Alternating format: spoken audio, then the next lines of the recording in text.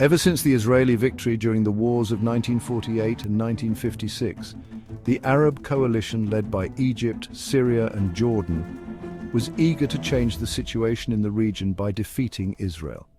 Both sides understood that the conflict was far from over and were preparing for the next stage of confrontation.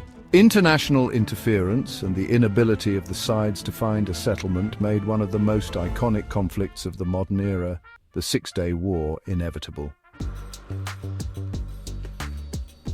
On May 13, 1967, the Soviet Union falsely informed Egypt about the concentration of 11 to 13 brigades of the Israeli Defense Forces with an intent to strike Syria.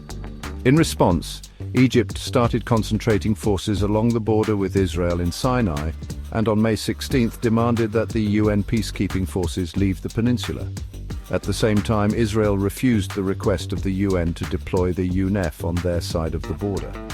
In the next few days, Egypt, Israel, Jordan and Sudan started mobilization of their forces. Iraq sent expeditionary forces to Jordan, and Saudi Arabia expressed its willingness to participate in military actions. But the turning point which made the full-scale confrontation inevitable was the decision of Egypt to block Israeli ships from entering the Straits of Tiran on May 22nd and 23rd. On June 1st, Israel established a national unity government which on June 4th decided to go to war.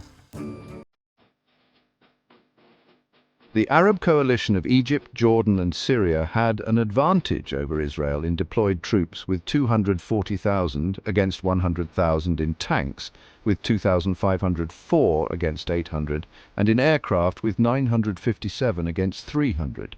Israel planned to strike on June 5th with Operation Focus, which aimed to destroy the Egyptian Air Force. Israeli media published false reports claiming Israeli soldiers were on vacation while their pilots were carrying out training sorties as usual. Their intelligence helped make this training as realistic as possible.